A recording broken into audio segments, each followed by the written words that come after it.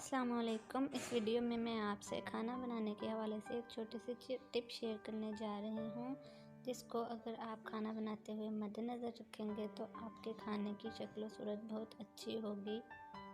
और अगर आप सब्ज़ी या कोई खुश्क सालन बना रहे हैं तो वो बहुत अच्छा बनेगा।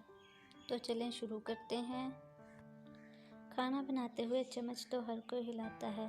अगर आप खुश्क सालन बना रहे हैं तो इसके लिए ज़रूरी है कि आप ऐसा चम्मच इस्तेमाल करें जो कि स्पैचुला की तरह का हो। इस तरह का चम्मच इस्तेमाल करने से अगर सब्ज़ी है तो वो कम से कम टूटेगी और अगर गोश्त है तो उसकी बोटियां कम से कम टूटेंगी। इस तरह के सालन में गहरा चम्मच इस्तेमाल करने से गुरेज करना चाहिए, क्योंकि गहरा चम्मच इस्तेमाल करने से सब्ज़ी और गोश्त ज़रूरत से ज़्यादा टूट और गल जाता है।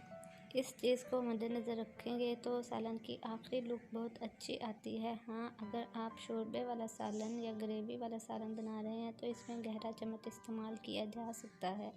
आमतौर पर घर में खाना बनाते हुए इस बात का ख्याल कम ही रखा जाता है, सो मैंने सोचा कि आपके साथ ये बात शेयर कर दूं। तो दोस्तों, अगर आपको ये वीडियो पसंद आई है तो इस वीडियो को लाइक ज़रूर कीजिएगा, और अगर आप पहले ही ये बात जानते थे तो कमेंट ज़रूर कीजिएगा। वीडियो आखिर तक देखने का बेहद शुक्रिया।